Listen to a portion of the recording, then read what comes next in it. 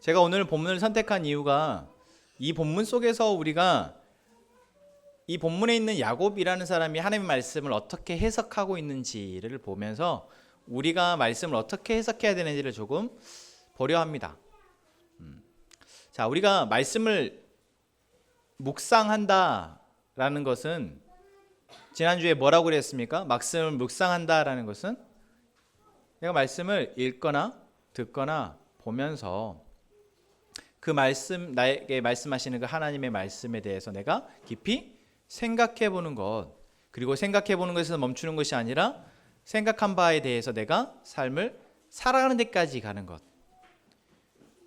그래서 하나님 이렇게 일하고 계시는구나 라는 것들을 내가 볼 수 있는 것, 그래서 기뻐할 수 있는 것, 그게 말씀 묵상이라 말씀드렸어요.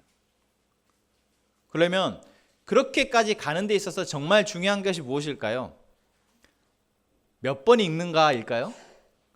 어떻게 읽는가일까요? 누구에게 듣느냐일까요? 훌륭한 목사님에게 설교를 들으면 말씀 묵상이 잘 되고, 우리 훌륭하신 묵상 코치님에게 우리가 훈련을 받으면 말씀 묵상이 잘 되고, 물론 그럴 수 있죠. 그래서 큐티 훈련을 참 많이, 말씀 묵상 훈련을 참 많이 하기도 합니다. 그런데 돌아보면 그 말씀 묵상 훈련을 하고 또 좋은 목사님에게, 좋은 코치에게 내가 큐티 말씀 묵상에 대해서 훈련을 받고 듣고 있다 할지라도 정말 중요한 본질은 아까 우리가 말씀했던 말씀 묵상이 되어져야 한다는 것이죠. 그리고 말씀 묵상을 통해서 우리의 삶이 하나님이 계획하신 바대로, 목적하신 바대로 우리의 삶이 사라지는 것이죠. 근데 우리는 알고 있습니다. 말씀 묵상을 우리가 좋은 교회를 다니고 있고 좋은 목사님에게 설교를 듣고 있고 내가 좋은 큐티 교재를 가지고 큐티를 하고 있다고 해서 말씀 묵상이 되는 것이 아니다라는 것이죠. 그게 도구, 약간의 유익이 있을 수는 있고 차이는 있을 수 있지만 그것이 본질이 아니다라는 것입니다.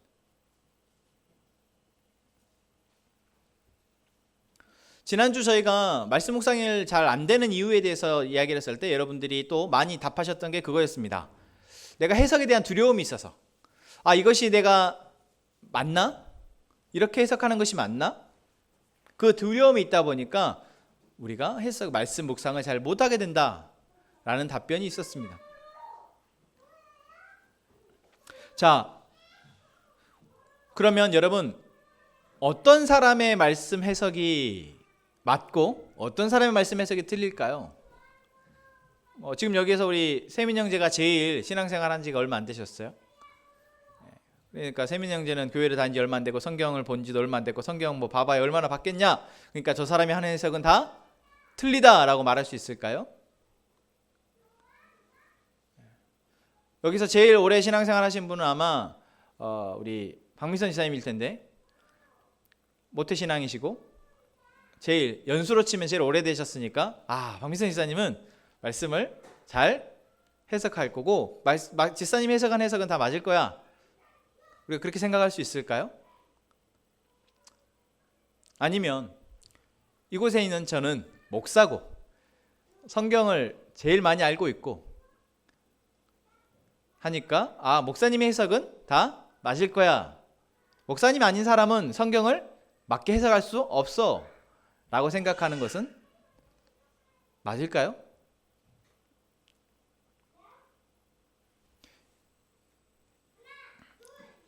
우리는 보통 그렇게 생각하고 있습니다. 은연중에 목사님의 해석은 다 맞을 거야. 은연중에 교회를 오래 다녔으니까 저분은 성경을 많이 읽으시니까 저분은 기도를 많이 하시니까 저분은 직분이 있으시니까 권사님이고 장로님이시니까 그래도 저분이 하시는 말씀이 맞을 거야. 우리는 보통 이렇게 생각합니다. 또 성경에 대해서 뭔가 자신 있게 말하면 그 사람의 말이 맞는 것 같기도 합니다. 무엇이 맞고 무엇이 틀리냐? 무엇이 하나님의 뜻이냐? 이 질문에서 우리는 사실 많이 고민이 돼서 말씀 묵상으로 더 깊이 그 유익을 누리지 못하는 것 같습니다. 그런데 우리가 지난 1월, 2월 지금 큐티를 쭉 해오시는 과정 가운데에서 이제 그 말씀 묵상의 맛을 조금 보시고, 아, 이렇게 우리가 말씀을 묵상하는 것이구나, 이렇게 하나님이 나에게 말씀하시는 거구나 라는 것들을 조금 경험하신 분들은 그 답을 알고 있으리라 생각합니다. 우리가 말씀을 묵상할 때 정말 중요한 것은 어떤 방법도 아니고, 그게 본질이 아니고, 말씀이 우리에게 말씀하신 하나님의 나를 향한 메시지, 또한 우리 공동체를 향한 메시지, 또한 이 세상을 향한 메시지다라는 것, 그것을 알고, 그리고 내게 주신 메시지에 대해서 내가 듣고 나에게 살아가게 하신다라는 것, 그것을 아는 것, 그거의 가장 중요한 본질입니다. 다시 말하면 우리가 성경을 묵상할 때 그 목적이 하나님이 우리에게 의도하신 목적과 같아야 한다라는 것입니다. 그게 같지 않으면 우리는 계속해서 말씀을 묵상을 하고, 아무리 좋은 목사님에게 아무리 좋은 큐티 교재로 아무리 많은 훈련을 받았다 할지라도 우리는 계속해서 본질에서 멀어지게 될 수밖에 없다라는 것이죠. 말씀 묵상의 목적이 무엇입니까? 지난주에 우리는 말씀 묵상을 해야 한다라는 이야기를 했습니다. 그리고 이런 자세로 해야 됩니다라고 이야기를 했어요.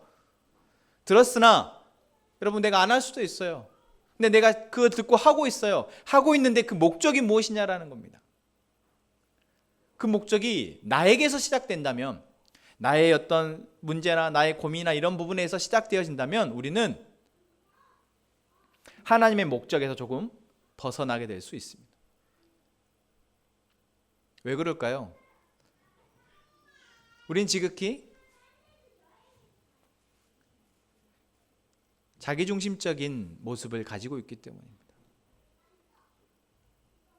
하나님의 목적이, 나에게 말씀하시는 하나님의 목적이 무엇인지에 집중하기보다 지금 내 삶의 모습이 어떻지? 내 고민이 이렇지? 내 문제는 이렇지? 내 고민이 이런데 이 문제에 대해서 하나님이 뭐라고 말씀하시지? 이렇게 우리가 말씀을 찾을 수 있죠. 볼 수 있죠. 그러나 계속 그렇게 말씀을 보게 되면 우리는 하나님의 목적과 하나님의 목적하신 바를 모르게 되고, 모르다 보니 계속해서 멀어질 수밖에 없다라는 것입니다.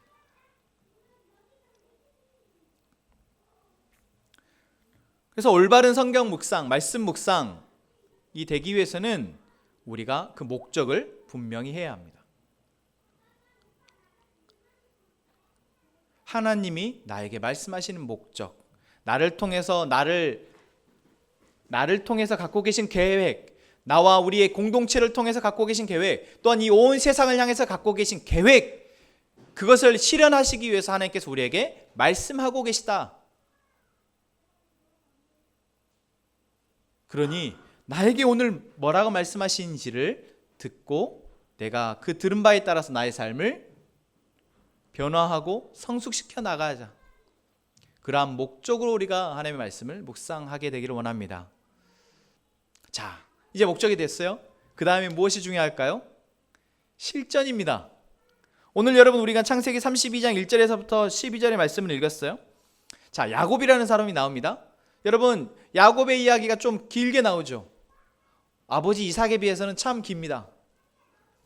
물론 아브라함이나 요셉에 비해서는 좀 더 상대적으로 짧긴 하지만 야곱의 이야기가 참 길고, 야곱의 이야기는 또 아브라함이나 이삭의 이야기와는 조금 다릅니다. 아브라함과 이삭의 이야기는 조금 비슷했죠. 하나님이 부르셔서 조금씩 하나님을 알아가고, 하나님의 말씀하시는데 순종하고, 그분이 말씀하시는 그분을 주인 삼아 살아가게 되는 그런 성숙의 삶을 사는 것이 아브라함과 이삭이 비슷했습니다. 그런데 야곱은 조금 다르죠.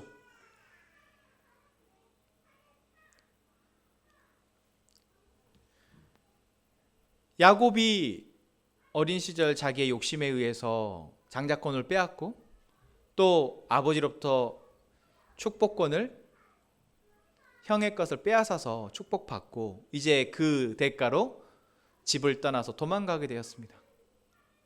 도망가서 삼촌 라반의 집에서 20년 동안 종살이 아닌 종살이를 하며 지내다가 이제 다시 돌아가게 됩니다. 이 야곱 한 사람의 인생 가운데 야곱의 선택이 많았을까요? 하나님의 인도하심이 많았을까요?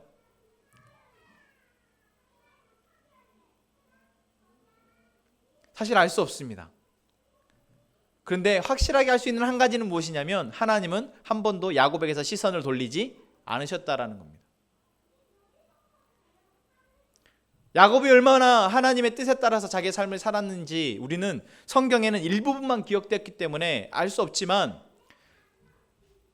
하나님은 결코 야곱에게서 시선을 떼신 적이 없으시며 계속해서 야곱을 하나님의 원래의 약속대로 인도하시기 위해서 그 약속이 성취되도록 하시기 위해서 쉬지 않고 일하셨다라는 것입니다.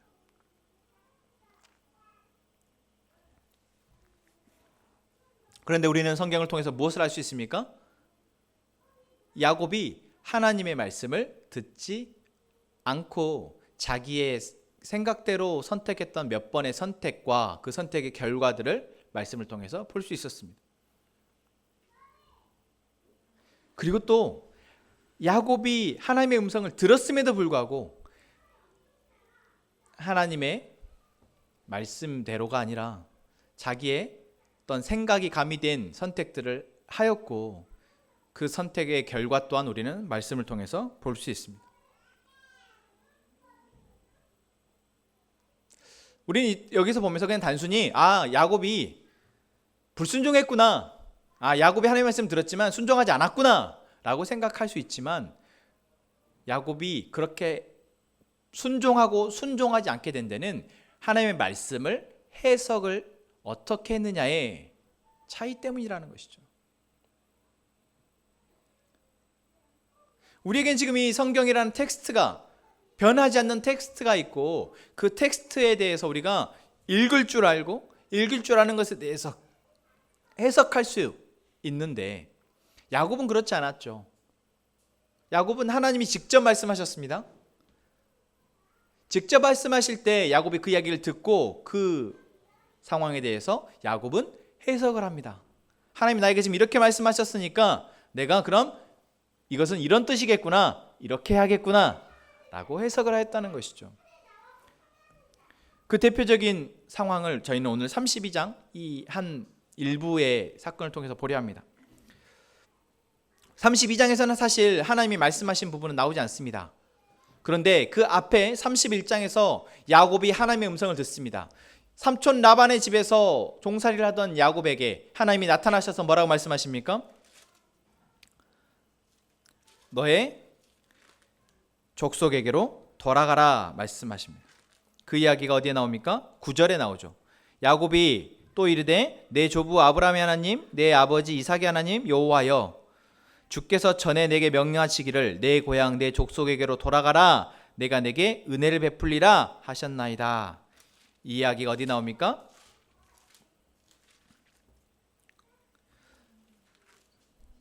그 앞에 나오죠. 31장에 이제 야곱이 가족들에게 하나님이 나에게 이렇게 말씀하셨습니다. 우리 갑시다 라고 이야기할 때 나옵니다.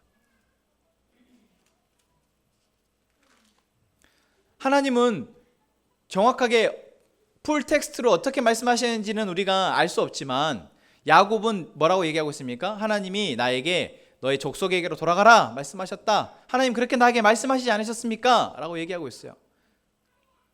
그럼 하나님 그렇게 말씀하셨습니다. 쉽게 말하면 우리가 지금 그 텍스트를 읽은 거예요. 그랬을 때 야곱이 그것을 어떻게 해석합니까? 돌아가는 것으로 해석합니다.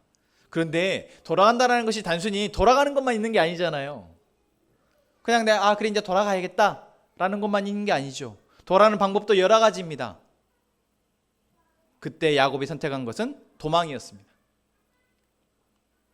내 족속에게로 돌아가라고 했을 때 야곱은 그 상황 가운데에서 도망치기를 선택합니다. 왜요? 자기 삼촌 라반이 자기를 보는 기색이 심상치 않아 보이니까. 그럼 하나님이 야곱에게 도망하라 이야기하셨습니까? 아니죠. 그러나 야곱은 자기가 돌아가기를 순종하지만 그 상황 속에서 도망치는 방법으로 돌아간다라는 것입니다. 우리가 지난 수요일에도 십계명에 대한 이야기를 나눴습니다. 하나님이 이스라엘 백성들에게 10가지의 계명을 주시면서 그 계명을 통해서 하나님을 기준을 발견하고 그 기준대로 살아가라고 말씀하셨어요. 그런데 우리가 삶에서 만나는 상황은 그 10가지로 해석되지 않는 게 너무 많습니다. 근데 왜 하나님은 10가지만 주셨을까요? 물론 성경 전체로 보면 하나님이 해라 하지 말라고 하는 규정이 600가지가 넘습니다. 그런데 또 600가지로 우리가 우리 삶의 모든 문제를 다 해석할 수 있습니까? 그렇지 않습니다. 그렇지 않죠. 그럼 왜 하나님은 몇 가지만 그렇게 이야기하셨을까요? 왜 야곱에게는 돌아가라 라고만 말씀하셨을까요? 그 돌아가라는 말씀에 야곱은 왜 도망치는 방법을 선택했을까요? 이것이 바로 해석의 문제다라는 것입니다. 여러분 큐티를 하시면서 이제 실제로 여러분들이 큐티 말씀을 읽으실 때 뭐 이런 이야기구나. 하나님 이렇게 말씀하셨네. 야곱이 이렇게 했네. 라고 우리가 읽어가면서 들어지는 마음이 있습니다. 야곱이 참 거짓말에 능한 사람이네. 그리고 거짓말에 능하다는 것은 무엇입니까? 상황을 회피하는 것이죠. 상황에 회피하는 것이 참 능한 사람이네. 그러고 보니 나도 조금 이런 모습이 있는데, 또는 진짜 내 옆에 있는 저 사람이 꼭 야곱같이 하네. 저 사람이 야곱처럼 두려워서 그런가 보네. 우리가 하나님의 말씀 똑같은 본문을 보면서 각자가 다 그 말씀에 대한 생각을 다르게 갖는다라는 것입니다. 느껴지는 바가 다르고 내가 좀 더 감정이입이 되고 내가 좀 더 공감이 되고 이해되어지는 영역이 서로 다르다라는 것입니다. 그게 바로 무엇입니까? 해석입니다. 그게 해석이에요. 그래서 해석은 제가 서두에 말씀드렸듯이 누가 옳으냐 그르냐를 쉽게 이야기하기 어렵습니다. 그런데 우리는 보통 정답이 있다라고 생각을 하고 그 정답은 목사님이나 성경을 많이 아는 사람이나 교회를 오래 다닌 사람이나 직분이 있는 사람이 정답을 말할 거라고 생각하는 것이죠. 그러나 그렇지 않습니다. 하나님께서 말씀하시는 것에 대해서 각자가 느껴지고 들려지는 것이 다르다라는 것입니다. 하나님이 야곱에게 돌아가라고 하는 이야기를 했을 때 그 야곱은 그 사실을 자기 가족들에게 알립니다. 그랬을 때 라헬은 뭐 합니까? 자기 아버지의 드라빔을 훔쳐서 돌아갑니다. 이것도 재밌지 않습니까? 지금 야곱은 하나님의 말씀에 따라서 순종하여 나아갑니다. 그런데 그 이야기를 전해 들은 라헬은 하나님의 말씀을 따라서 가는 그 여정에 우상을 들고 가는 것이죠.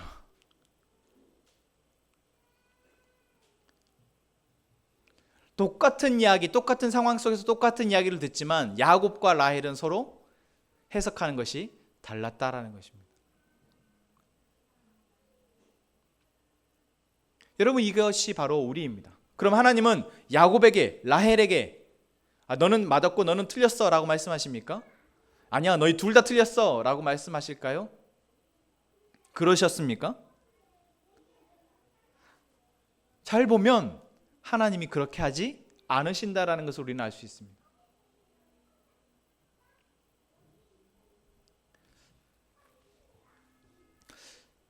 여기서 우리는 두 번째 중요한 원리를 발견하게 됩니다.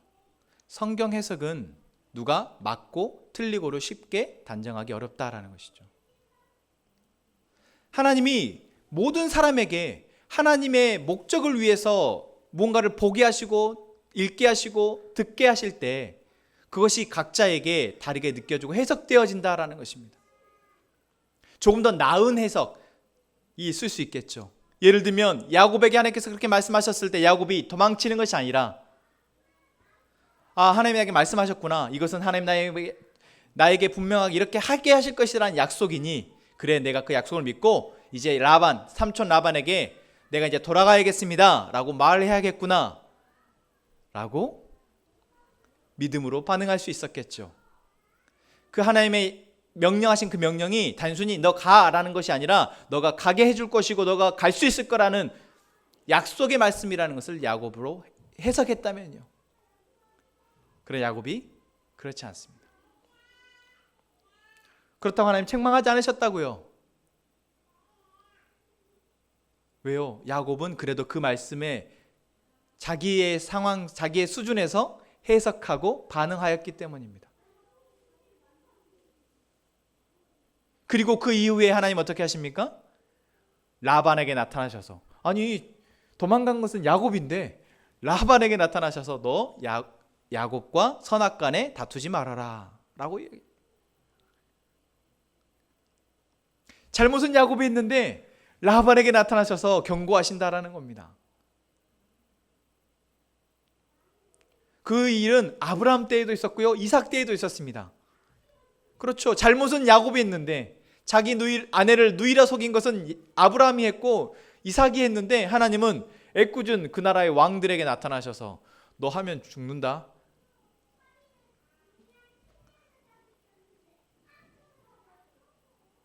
여러분, 하나님이 왜 그러셨을까요? 우리가 지혜가 부족하고 연약한 인간임을 아시기 때문입니다.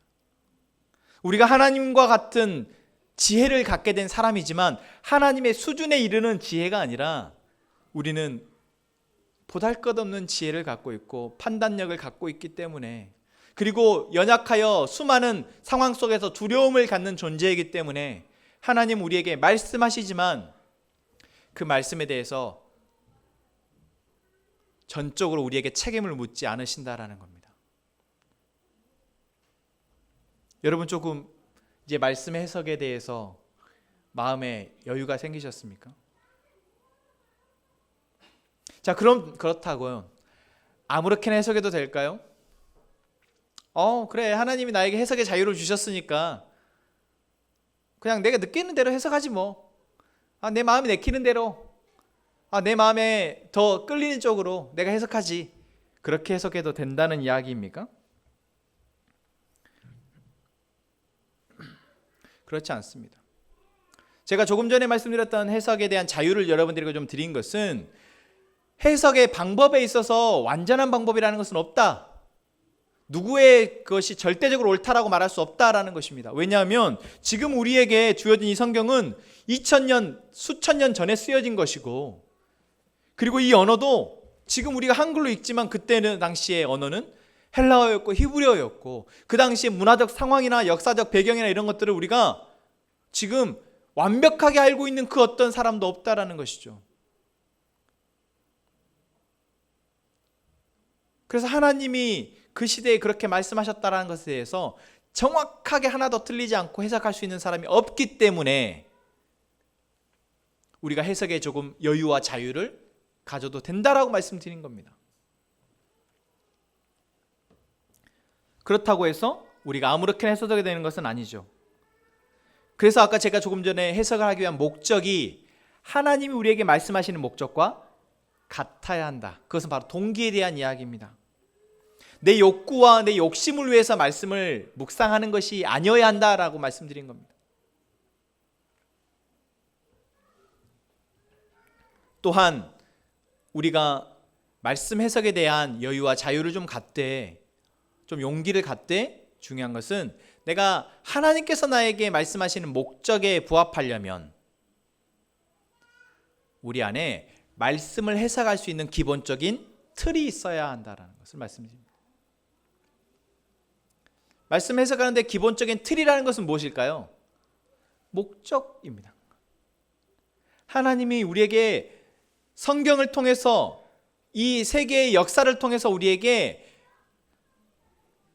말씀하시고자 하는 것을 우리가 몇 가지의 틀로 딱 세워서 말씀을 묵상할 때 그 틀에 비추어서 내가 해석할 수 있어지면 우리가 지금 내게 주신 하나님의 음성을 조금 더 낮게 해석할 수 있다는 것입니다.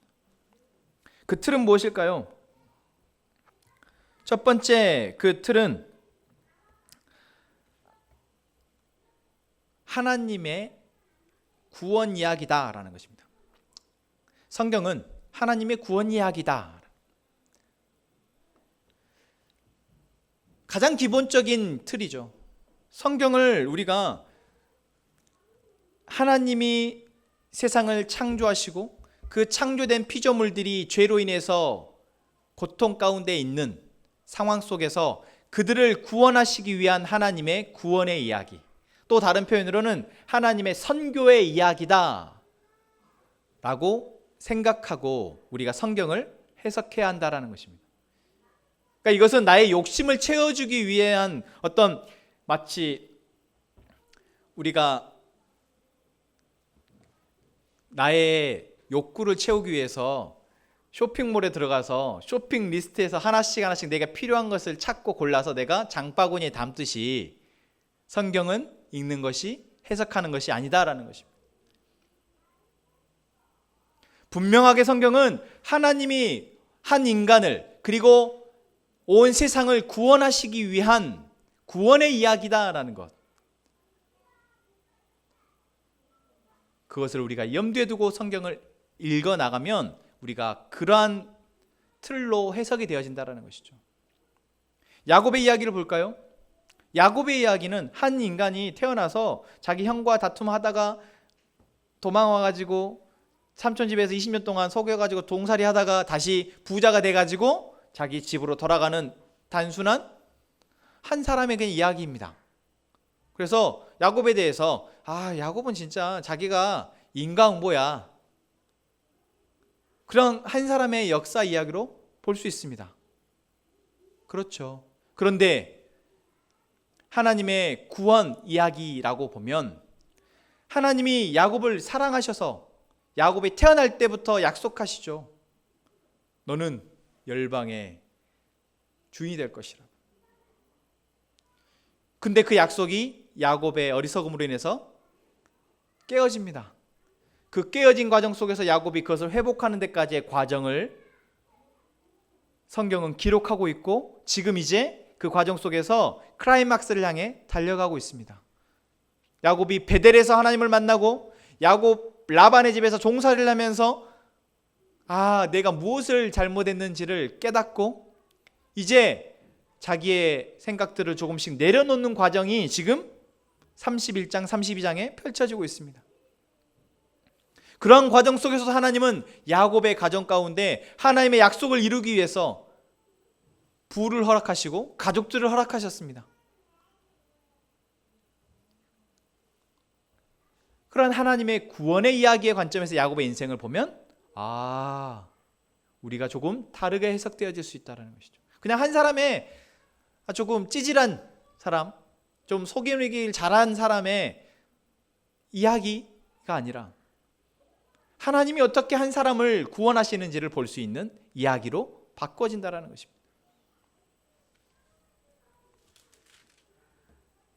그런 면에서 32장을 한번 볼까요? 오늘 야곱이 길을 가고 있습니다. 그런데 누구를 만납니까? 하나님의 사자들을 만납니다. 여러분 생각해 보세요. 야곱이 지금 하나님의 말씀을 따라서 나왔어요. 그리고 중간에 라반이 쫓아오는데 라반이 하나님 때문에 선악간에 판단하지 않고 다투지 않고 돌아가게 됩니다. 그리고 이제 집을 향해서 가는데 하나님의 사자들을 만납니다. 천사들을 만났어요. 그러면 사실 야곱에게는 지금 어마어마한 하나님의 은혜가 어떤 쏟아지고 있는 거지 않습니까? 그렇죠. 하나님이 지금 야곱을 구원하시고 이 인도하시는 이 과정에 대해서 우리가 너무 선명하게 보여집니다.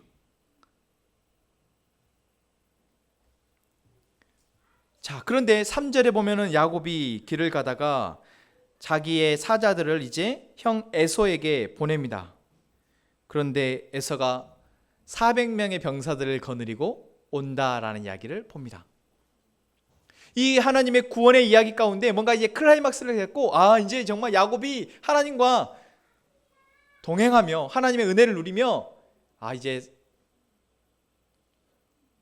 우리가 생각할 때 믿음 있는 사람이 됐나 보구나 라고 생각했는데, 자기의 목숨의 위협 또는 20년 전부터 자기 안에 걸려져 있던 이 마음의 짐인 형 에서와의 만남 앞에 무너지는 야곱을 보게 됩니다.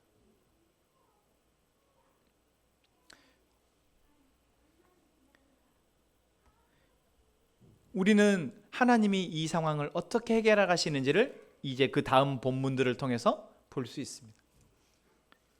이게 한 인간의 인생이 아니고 한 사건이 아니고 하나님의 구원 과정 속에서 일어나는 일로 보면 우리는 내가 이렇게 하나님의 은혜 가운데 살아가고 있구나. 내가 넘어졌을 때 야곱이 자기 안에 해결되지 못한 오래 묵은 두려움, 그 염려를 쉽게 내려놓지 못하듯 나도 그렇구나. 그 사람과의 관계가, 돈에 대한 문제가, 누군가로부터 사랑받지 못했던 나의 어린 시절의 기억이 또 누군가를 사랑하려 할 때 나에게 두려움으로 찾아오는구나. 그러나 하나님이 나를 이끌어 가실 것이다 라는 것을 우리는 이 야곱의 이야기를 보면서 볼 수 있다는 것이죠. 어떤 틀로 바라볼 때요? 하나님의 구원의 이야기의 틀로 바라볼 때. 그래서 창세기부터 요한계시록까지 그 어떤 본문 속에서도 우리는 하나님의 구원의 역사와 구원의 계획, 방법을 볼 수 있습니다. 그리고 그것은 나를 향한 하나님의 구원의 이야기이며, 또한 나와 우리의 가족과 우리의 교회와 우리의 나라와 온 세상을 향한 하나님의 구원의 이야기임을 우리는 보게 되고, 그렇게 해석하며 우리는 살아갈 수 있게 된다는 것이죠. 또 하나의 성교 하나님의 이 해석 말씀을 우리가 읽을 때 해석의 틀은 바로 예수 그리스도입니다. 우리는 예수님의 이야기를 사실 성경에서 극히 일부분에서 봅니다. 그렇잖아요. 딱 예수님이 나오는 이야기가 어디입니까? 사복음서 딱 4개의 본문에서밖에 예수님은 등장하지 않습니다. 그런데 성경은 우리가 누구에 관한 책이라고 얘기합니까? 예수 그리스도에 관한 책이라고 얘기합니다.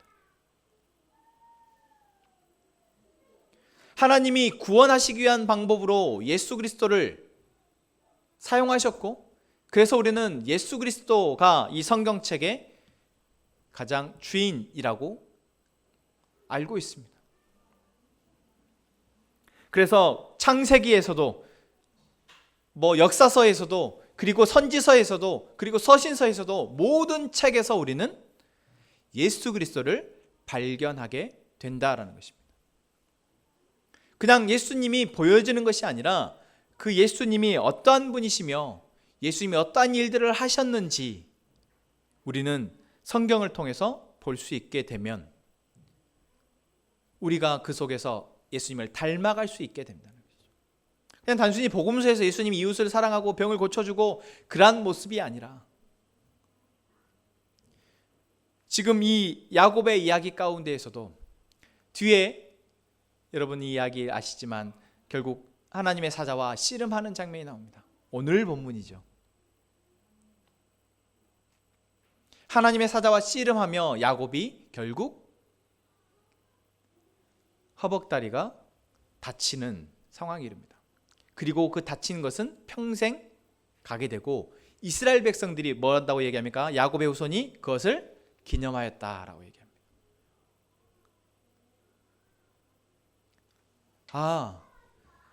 한 사람이 하나님을 잊지 않고 기억하기 위한 그 흔적이 오히려 복이구나. 일상의 삶 가운데에서는 사실 불편함이죠. 그러나 야곱에게 그것이 복임을 우리는 알고 있습니다. 여러분, 우리가 예수 그리스도의 십자가의 죽으심이 예수님의 십자가의 죽으심 우리가 슬퍼하고 가슴 아파하지만 사실 그것이 우리에게 무엇입니까? 은혜이고 복입니다. 하나님을 알기 위해서 희생하는 그 희생이 결코 값어치 없지 않다라는 것을 우리는 예수님을 통해서 알고 있습니다. 우리가 예수님 같이는 아닐지라도 야곱같이 내가 하나님을 알고자 하나님을 선택하고자 했던 정말 전심을 다한 그 삶의 모습이 발버둥이 설사 나에게 일상의 불편함, 다리를 절거나 내가 무엇을 영원히 포기해야 되는 불편함이 올지라도 그것이 결코 그 무엇과도 바꿀 수 없는 값어치 있는 것임을 우리는 말씀을 통해서 보게 됩니다.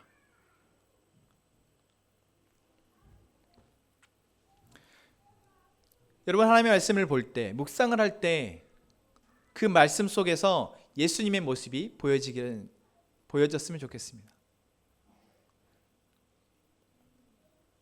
그리고 세 번째 말씀 해석의 틀은 우리가 읽는 이 성경의 이야기는 하나님 나라의 이야기라는 것입니다.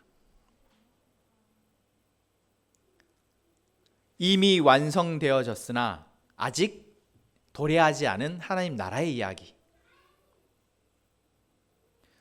우리는 아브라함의 이야기, 야곱의 이야기를 통해 사실 그것을 알 수 있습니다. 아니, 여기에 하나님 나라가 어디에, 하나님 나라는 말은 한 번도 나오지 않잖아요. 그런데 이미 야곱의 인생 가운데 하나님은 하나님의 나라를 완성하셨습니다. 그리고 야곱은 그 완성되어진 하나님의 나라를 조금씩 발견하면서 결국 이루어간다는 것이죠. 우리가 모습을 볼 때는 아직 턱없이 부족해 보이지만 하나님이 이미 약속하셨고 그 하나님의 나라로 인도해 가고 계시는 과정을 우리는 보면서 야곱이 지금 하나님의 은혜로 하나님의 나라를 살고 있구나. 자기의 인간의 욕심을 내려놓지 못할 때는 처절하게 고통받으면서 살아가지만 조금씩 하나님을 알고 하나님의 말씀을 순종하며 살아갈 때 야곱이 더 그것을 누리게 되는구나. 종살이를 하지만 그것을 야곱이 20년이라는 시간을 어떻게 버텼을까요? 야곱이 착해서요? 야곱이 인내심이 강해서요? 아니요. 야곱은 원래 어떤 사람입니까? 어떻게든 기회만 있으면 자기의 이익을 위해서 남을 속이는 사람이었습니다. 그런 야곱이 20년을 어떻게 버텼을까요?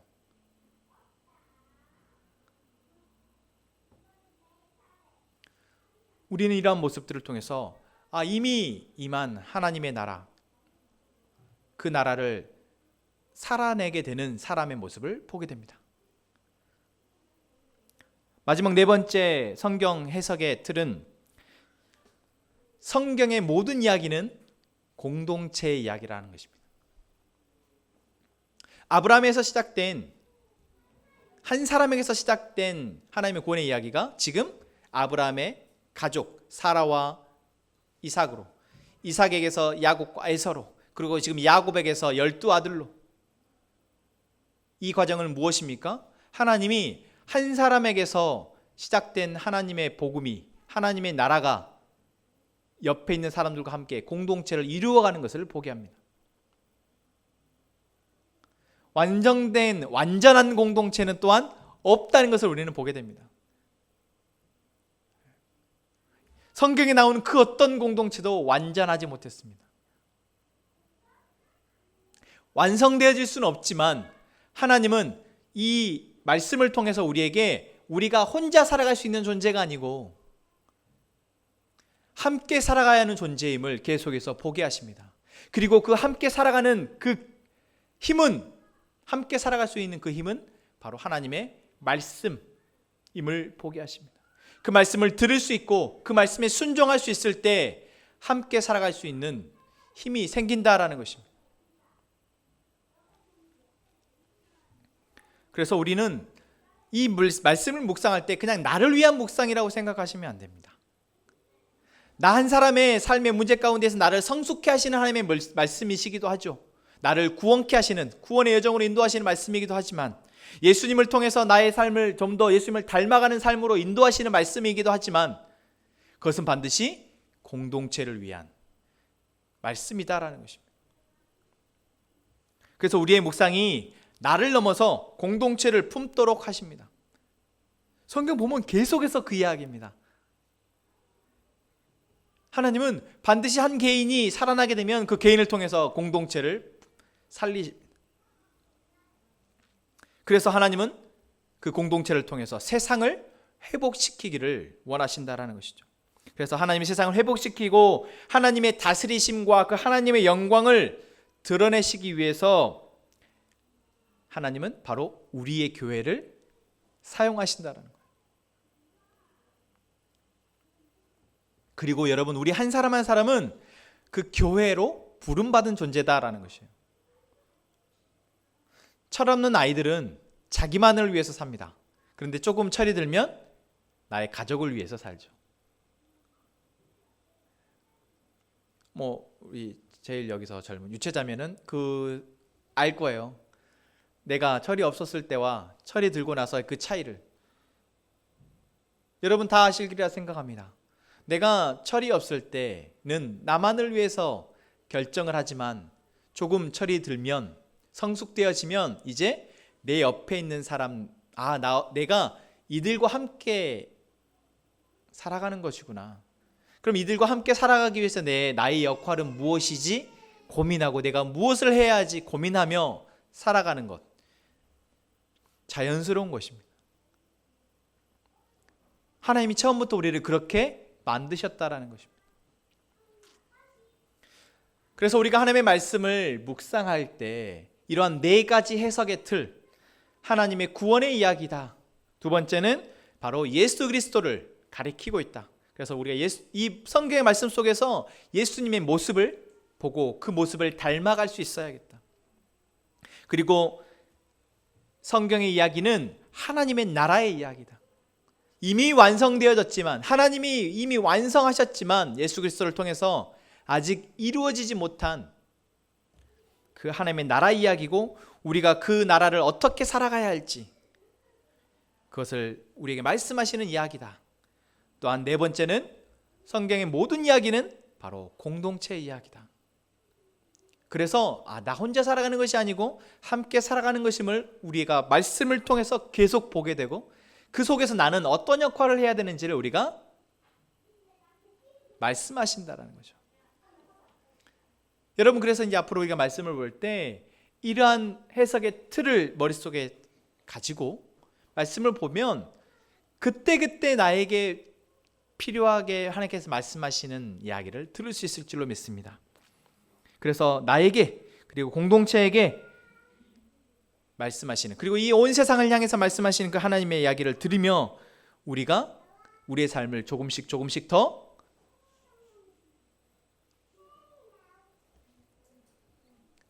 하나님이 우리에게 주시는 복을 누리고 은혜를 누리며 살아갈 수 있게 되기를 소망합니다. 여러분, 정말 그렇게 되기를 원하십니까? 네. 말씀이 여러분들에게 묵상되기를 원합니다. 우리 함께 찬양합시다.